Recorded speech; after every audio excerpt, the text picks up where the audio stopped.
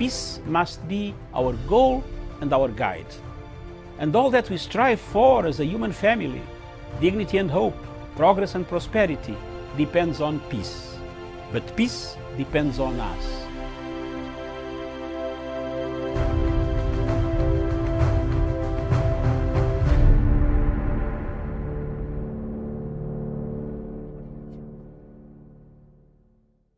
A very good afternoon to you, and thank you so much for finding time to join me. It is 3 p.m. here in Nairobi, East Africa. My name is Miriam Ogutu. The show is Diaspora Dispatches, where we get to look at the news-making headlines across the continent, and we shall start with Kenya. And Kenyan journalist Yasin Juma has been released from detention in Ethiopia about a week after his lawyer said he had contracted coronavirus in prison. He has been moved to a state-run isolation facility for treatment and will be allowed to travel back to Kenya once he recovers. Mr. Juma, a freelance reporter, was detained in the capital Addis Ababa in July following the unrest that broke out after the killing of the popular Oromo musician Hachalu Hundesha. And now authorities in Ethiopia this week ordered his release, saying he had been wrongfully arrested. Kenya's foreign ministry said he was released after the intervention of its embassy in Ethiopia, which had sent several protest notes to Addis Ababa. Mr. Hachalu's death sparked widespread protest, mainly in the Oromo region, which home to Oromos, the largest ethnic community in Ethiopia. And then the latest on Mali, and leaders of the West African countries are due to discuss the military coup in Mali at a video conference shortly. The regional bloc, ECOWAS, has already announced Mali's suspension along with the closure of its borders. ECOWAS is also considering imposing sanctions to those involved in Tuesday's coup. An army colonel, Assimi Goita, has emerged as the new military leader. France says it will continue its military operations against jihadist forces in Mali despite the ousting of former President Ibrahim Boubacar Keïta. And still with Mali, the leaders on Tuesday's military coup in Mali have had talks with opposition leaders who have welcomed the ousting of President Ibrahim Boubacar Keïta. They blamed him for failing to stop a jihadist insurgency and the country's economic failure.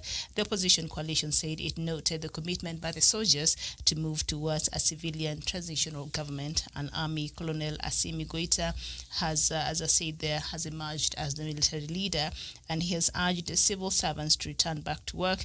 The UN Security Council condemned the coup.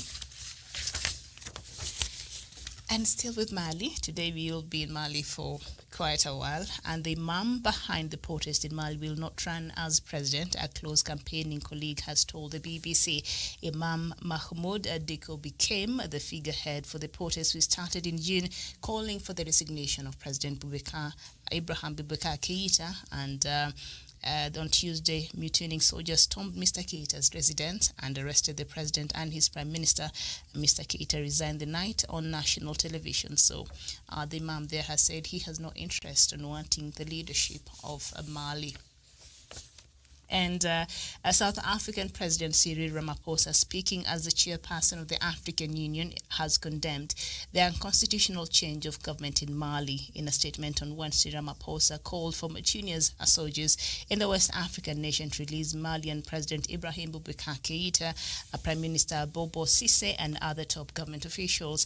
During his resignation speech, Keïta, who is being held in the military camp near the capital Bamako, announced the dissolution of the National Assembly and Prime Minister Bobo Cisse's government. The soldiers, who call themselves the National Committee for the Salvation of the People, were still holding Keïta on Wednesday. Meantime, Ramaphosa is calling on the international community to help Malians return to civilian and democratic rule. The AU Commission has suspended Mali from the Pan-African bloc until the restoration of constitutional order and the release of the government leaders.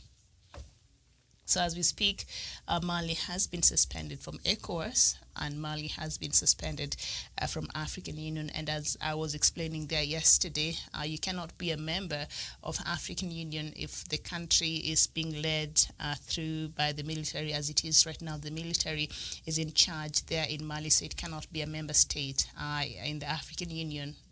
If you're led by the military, you cannot be. So that's why the African Union suspended Mali with immediate effect, I think, until some civilian rule comes into effect. And we go to Somalia, where at least 17 people, among them 12 prison warders, have been arrested for allegedly smuggling weapons into Somalia prison.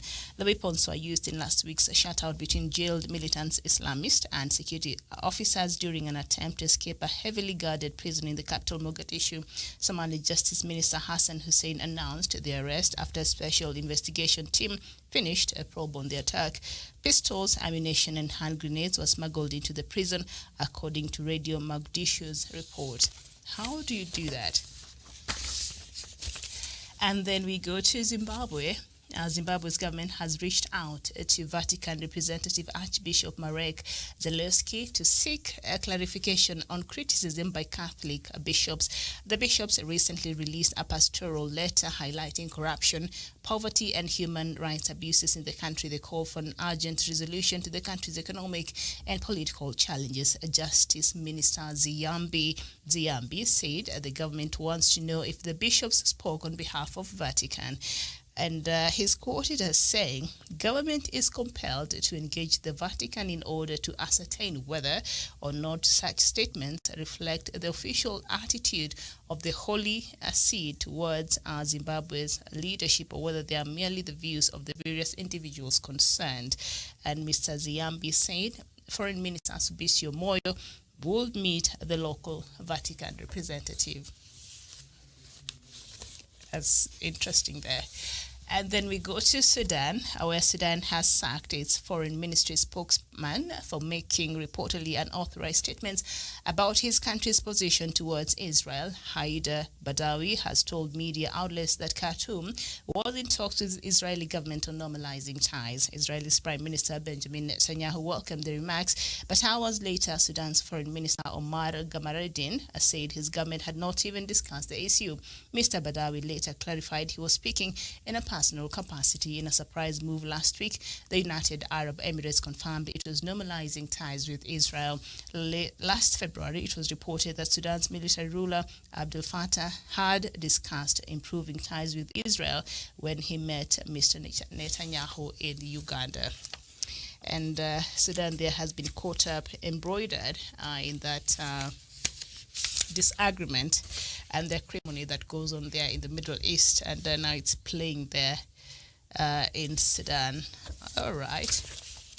And then we go to Nigeria, where jihadists took hundreds of civilians hostage from a town in northeast Nigeria. Locals and militia sources confirmed on Wednesday. Militants from the Islamic State West African province, an offshoot of Boko Haram, arrived in Kukawa in the Lake Chad region late on Tuesday with 22 trucks and were locked in a battle with guards securing the area, said Babakura Kolo, head of the local militia. Now, the people who were seized had just returned to their homes after spending nearly 2 years in displacement camps. A local chief who accompanied the residents to the town said the people had returned with the hope of cultivating their farmlands, only to end up in the hands of the insurgents. Hundreds of others have now fled the area. Over the last decade, many people have fled to squalid displacement camps where they rely on handouts from international charities. Around 2 million people have fled their homes in Nigeria due to the decade-long jihadist conflict. And then we go to South Sudan, where a team of medical experts from China have arrived in Juba to boost the coronavirus response efforts in South Sudan. The group left Hefei, Hui province, China on Tuesday to support frontline workers in the fight against the pandemic. The COVID-19 pandemic has posed new challenges to already strained health systems in South Sudan, according to World Health Organization. South Sudan confirmed its first coronavirus incidents on the 5th of April 2020 and has since recorded 2,494 cumulative cases. The 8 medical experts were dispatched to the country by China's National Health Commission. Upon arrival on Wednesday afternoon, the team immediately assessed the prevention and control measures put in place at the Juba International Airport, and the spokesperson of the Ministry of Health said while in the country, they will provide expert views on how to safely conduct patients' treatment and laboratory tests. Those are very basic things. You mean to tell me they're not doctors? Not that it's bad. You know, South Sudan needs any help it can get in whichever form. But do we not have like some medical experts there in South Sudan who can actually, because there's very basic things there. We need Chinese to come and tell us now social distance, now do this. All right, but I think it's a good thing that China is helping there, South Sudan. And then we come back to the East African community, where the pending recruitment of senior EAC staff has led to discord on hiring a member of states seek to tilt the scales in favor of their preferred candidates. The East African community has seen the East African newspaper, that is a Kenyan newspaper, has seen separate correspondence by Uganda, Rwanda, and directing EAC Secretary General Liberate Mfume Keko on how to fill more than 40 senior positions, including those of directors, principal officers, IT specialists, human resource officers, accountants, and researchers. The competing interests have stalled recruitment for the job, some of which have remained vacant since 2018, worsening a staff shortage at the Secretariat. Interesting. And we go to Uganda, where for four-time presidential candidate and FDC stalwart and presidential candidate before, Dr. Kizza Besigye, has announced that he will not participate in the forthcoming elections. While giving his keynote speech at the party's headquarters on Wednesday, Dr. Besigye said he has realized that an election will not liberate the country, and therefore he has decided to use other means. All right, other means. So this is what he's quoted to be saying. I have agreed with my colleagues that we get someone to lead Plan A, and they will leave Plan B for me. That is Besigye. Never ever imagine that I can leave the struggle. All right. That sounds very serious right there. And according to Dr. Besigye, he has participated in the country's elections 4 times, but they were never free and fair. The FDC party president, Mr. Patrick Amuriat, will tussle it out with the party's national chairman, Waswa Birigwa, for the flag to run for the presidency come 2021. And then we go to Equatorial Guinea, where Francisco Asue was reappointed as Prime Minister of Equatorial Guinea on Wednesday, the government said, after him and his government resigned last week after criticism from long-standing President Teodoro Obiang.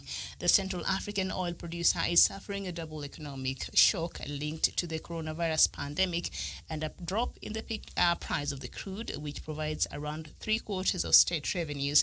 Last Friday, Asue and his government tendered their resignation to Obiang, who said they had not done enough to help the country at a time of crisis.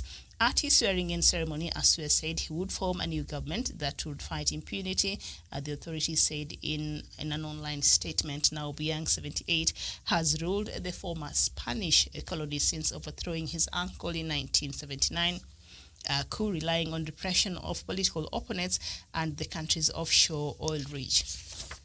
And he's blaming his prime minister for the problems that Equatorial Guinea has faced. And Mr. Obiang, the president of Equatorial Guinea, which, by the way, gave asylum to Yahya Jammeh, the former, president of what do you call it? I've forgotten the name, but yes, he's given Yahya Jammeh asylum there. So this Obiang criticized the Prime Minister and his government there for doing not much in helping the country. Well, Mr. Obiang himself, he is, by the way, the longest-serving president here in Africa, now I think for 41 years, since 1979.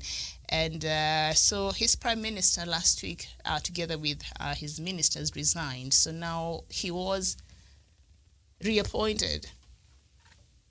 If you've been criticizing this person not doing their job, the person decides, okay, fine, so maybe I'm not delivering for my country, let me resign together with my ministers, and then you reappoint this same person. Do we not have any people who can do a good job there in Equatorial Guinea? It's quite interesting. And then President Obiang, you've been there for what, 41 years, and instead of taking up responsibility on the state of your economy and how things are running and what is happening there that is wrong with it, you blame your prime minister, and yet you were the head of state, and you're the longest serving president here in this continent. Okay, all right. Let's just move to latest update, and the African Continental Free Trade Area Agreement enables the continent to better meet its trade and economic development challenges, Secretariat Chief for the AFCFTA said on Monday, speaking during the transfer of the Secretariat building from the Ghanaian government of the African Union. Secretary General of that organization, Secretariat from Kelemene, said Africa remained trapped in a colonial economic model with numerous challenges. He said the fragmentation of African national economies into small pieces and over-reliance on the export of primary commodities, among others, were some of the challenges intra-African trade and the continent's economic development faces. The implementation phase of the AFCFTA coincides with the year of silencing the guns, an initiative of the African Union providing an opportunity to focus on fast-tracking Africa's economic development objectives. That person said.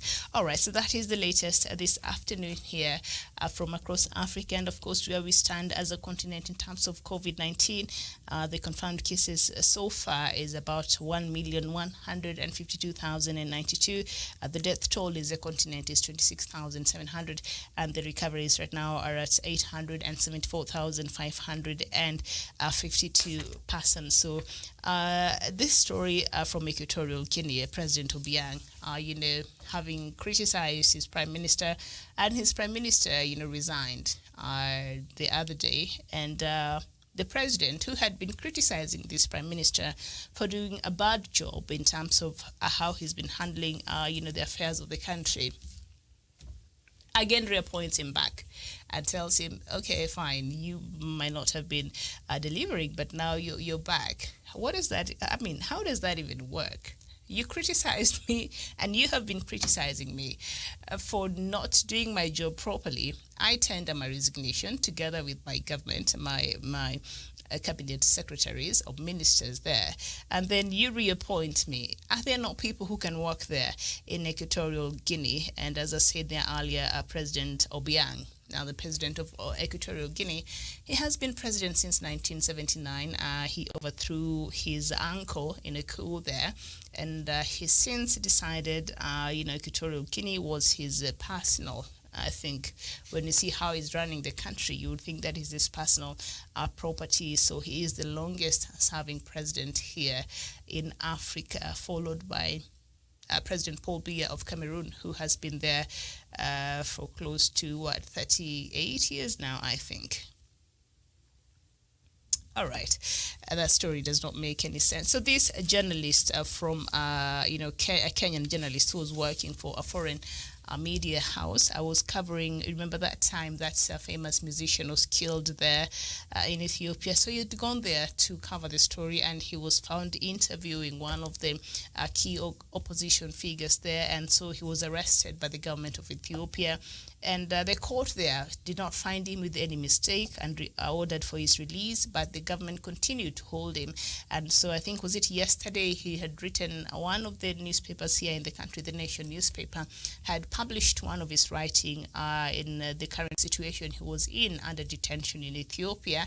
And the Kenyan embassy in Ethiopia had written a protest letter, and it had continued to write, and the Ethiopian government was not responding favorably. So Yasin Juma, that is his name, he had contracted COVID-19 while he was in detention, and he was saying, this letter that I'm writing from the one he wrote to the Daily Nation there could be the last anybody ever gets to hear from me, because as it is, I've contracted COVID-19, and there's no telling if I will get better, because the situation here just keeps getting worse. So I think after that, the Kenyan embassy in Ethiopia, the Kenyan government, I think, put more pressure on the Ethiopian government there, and he was released. But of course, he had to be taken to a government center there for treatment. I think you should be very careful, because, so he's been taken there for treatment before they can let him come back or go back to wherever he was stationed at his workplace. So he will travel back to Kenya once he recovers. So right now, he is in a state-run isolation facility there in Addis Ababa in Ethiopia. Well, some good news there, but still, that just goes to show some deep-seated issues that Kenya has continued to, Ethiopia has continued to have with Kenya, because I don't think Kenya has, well, any issues with Ethiopia, but from judging from the events that we've been seeing,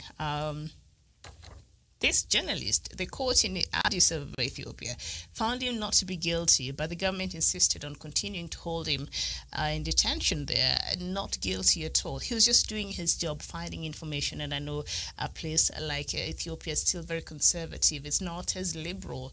I know it's just that in Ethiopia, of course, Eritrea is worse, but Ethiopia pretends to be a bit open and liberal, but it's not like that. Maybe just slightly better than Eritrea, but still, Ethiopia is still a place where information is heavily controlled by the state, and what goes out is heavily censored. So it's not a place where you can, express or write or do free journalism.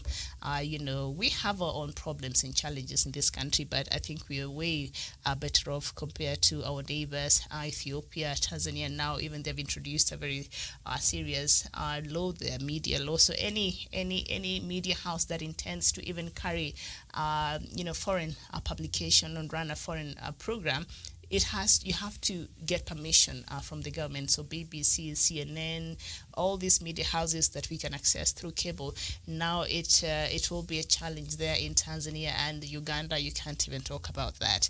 And we've seen also in Rwanda and Burundi. So in East African community, I think Kenya is leading in terms of freedoms of expression and information there. Still, we're having some challenges, but I think compared to our neighbors, I think we're doing much better in that. I don't know much about South Sudan, but also I remember the Minister of Communication, Michael McQuay, when he was still the Minister of Communication.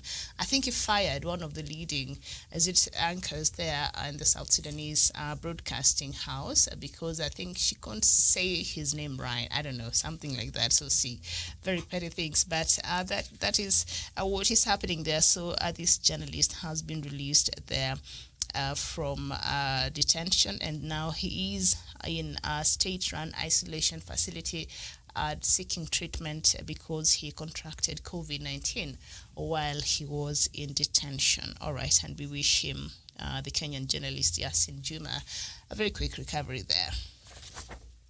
And this matters in Mali.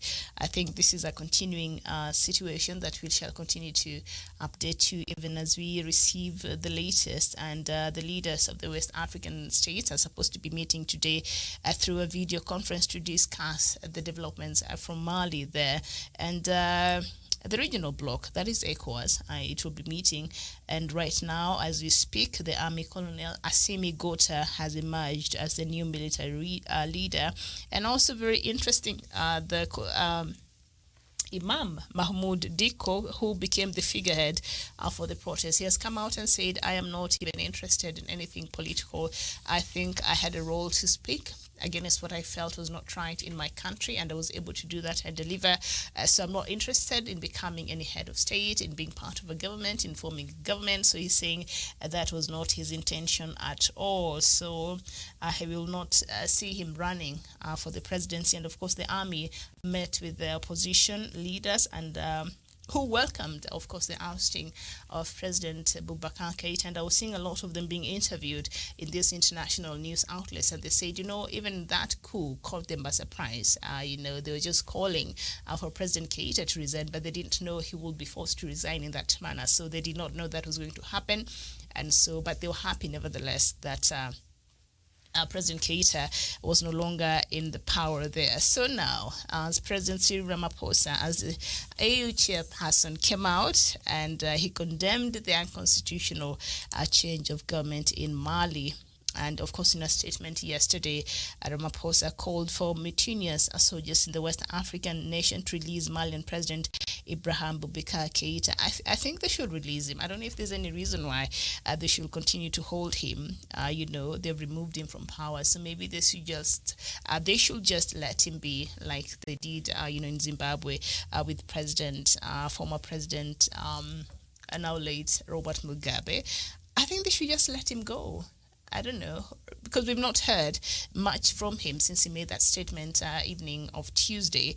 I don't know if he has already escaped the country and allowed him to go for asylum or anything, but nothing, no reports has come out about his whereabouts. So, all right, I hope that they let him go. Remember, President Keita also has a son who is, I think, a member of parliament, yes, and he was sitting in one of the very powerful committees there in parliament, and he resigned about a month ago. He said, he does not want to be part of something that might lead to more instability in his country. So for the love of his country, he relinquished his position there, but I think he still continues to be the member of parliament. And so I think they should just let him go. They've already removed the guy from power, so I keep holding him might not be a very good idea right now. Bismarck Bure is saying, in terms of journalism, Kenya is relatively a nice place in the region. Tanzania under Pombe Magufuli has become a disappointment. Yes, I think Pombe Magufuli is just something else, but that's a story for another day. All right, so can we talk about this story in Nigeria? Yesterday, as we were having our yesterday's conversation, I did not have a lot of opportunities.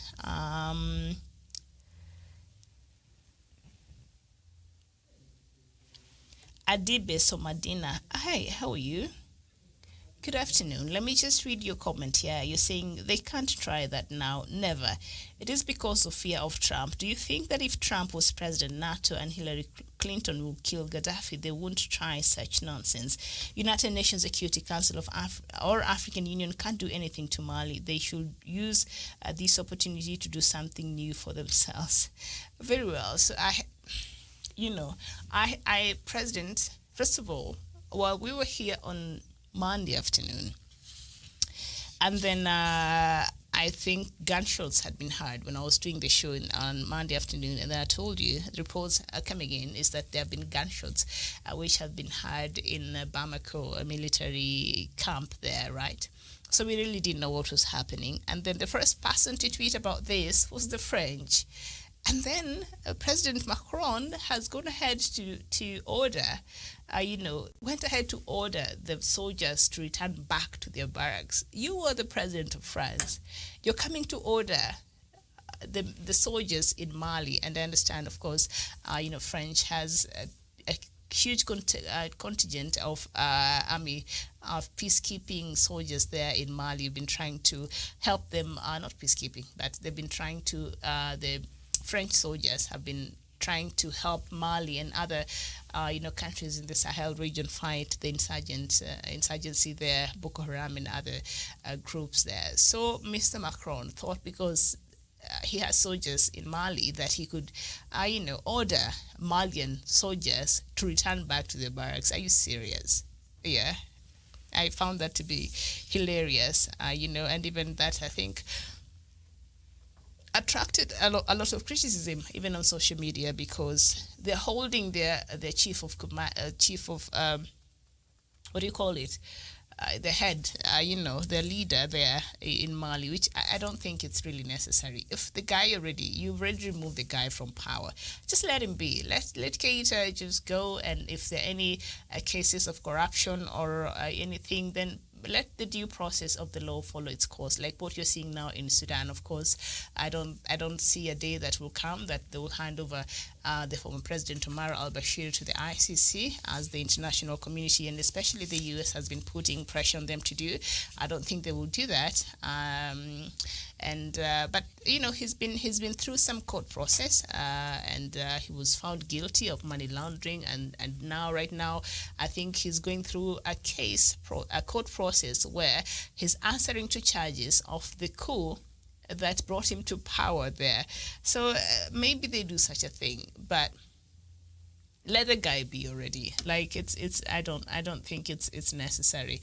If there are charges on corruption, if you can find evidence on that, then let him go through the due process of the law. But continuing to hold him like that, I don't think it's necessary. But very interesting is that life has gone back to normal in Mali. In Bamako, the streets, people went back to work. Everything is okay, like nothing happened. And, their president is being held.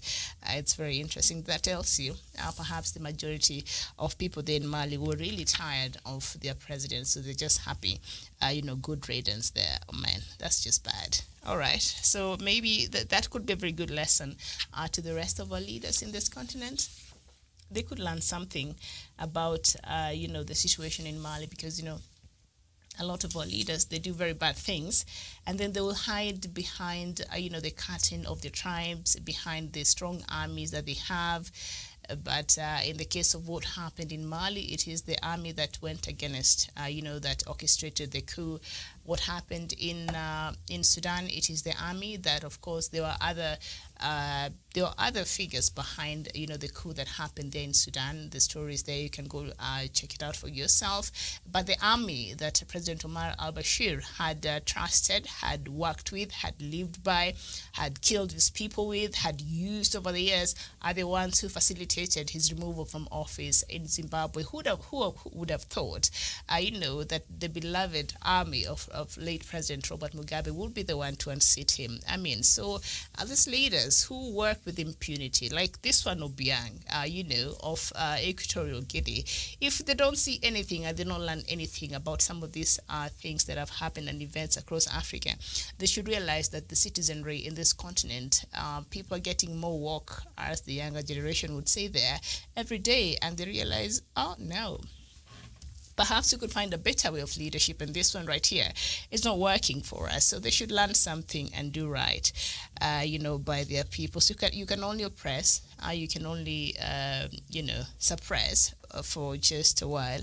But it comes to a time where people don't care anymore, and they will demand for a change, and you cannot stop an idea whose time has arrived. That's what they say there when they're protesting in those streets. All right, so let's go to, this story in Nigeria, and then we'll end with that story in Uganda. All right, so was it on Tuesday? A whole contingent of 22 trucks filled with Boko Haram, I suppose. Can you imagine a whole entourage of 22 trucks going into a town with militants carrying guns and combat and all of that, and no government security agency was able to spot this and follow them?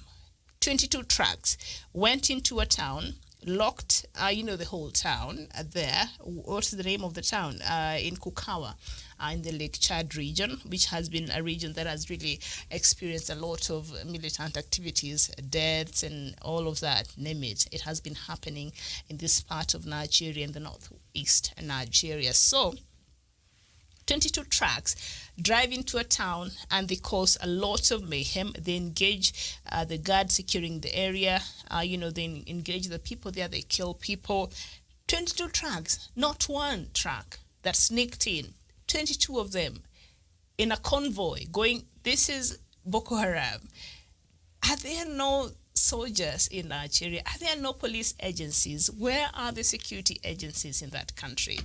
How can a whole militant group, 22 trucks, they drive into a town with such impunity? Where do they get such, a confidence from? Because I think they've already surveyed the area and they've realized there's not much security that has been offered for the people who are in this area. I think President Buhari, you have failed your people when it comes to insecurity in Nigeria, or security or lack thereof. I think President Buhari has really done a dismal job in how he's not even been able to address the situation in regards to security there in Nigeria. So I think this is something that requires can ECOWAS now come and condemn what is happening in Nigeria? I hear they're condemning what happened in Mali. Can they now come and condemn what is happening there in Nigeria? Because this is not right. How do 22 trucks occupied by Boko Haram drive into a town and hold the whole place hostage as if there's no even police officers in the area? What is the military doing? And a lot of them have become very dispassionate about working for the government and protecting the lives and the country because of the working conditions and because of how they're being led by the commander-in-chief. But still, there's still others who are supposed to be, working, who is sleeping on their job. And why hasn't even President Buhari come out and made a statement? Because I was just looking through and seeing what has the president said, and I couldn't see that, he has even raised concern over this matter. President Buhari, please. All right, and this issue of Uganda. So finally, Dr. Kizza Besigye has decided that he will not be running for the forthcoming elections. I think it's fraud. Those elections are bogus. Whichever name you want to put on it, elections in Uganda, a joke. So Kizza Besigye decided that he will not be participating in the forthcoming elections. But something that I say that is so key. This is what is quoted as saying, I have agreed with my colleagues that we'll get someone to lead Plan A. That will be you go through the ballot, run through, with the banner of the party, and then leave Plan B for me. So Kizza Besigye is saying, don't count me out here. As much as I'm saying I'm not running for the election, but I'm coming with Plan B. So what is this Plan B that Kizza Besigye is saying? And then he's quoted as saying, never ever imagine that I can leave the struggle. So he's saying, since I've been trying about 4 times through the ballot and that has not worked out, so maybe now I'm devising a Plan B. So what is this Plan B that Dr. Kizza Besigye is devising there to remove President Yoweri Museveni, to replace President Museveni there? That's quite interesting. And this is a conversation that I think I'll just put on hold, and I shall be having it tomorrow here with Dr. Matsanga. Thank you so much for watching. This has been Diaspora Dispatches. My name is Miriam Ogotu. A very good afternoon to you.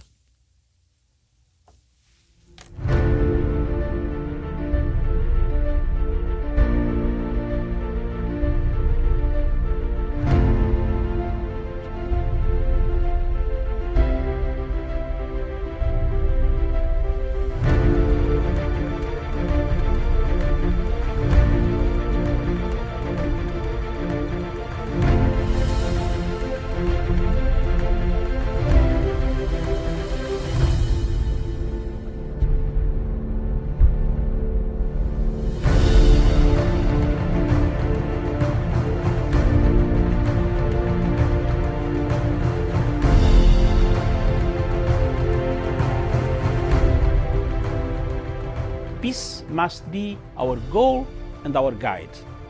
And all that we strive for as a human family, dignity and hope, progress and prosperity, depends on peace. But peace depends on us.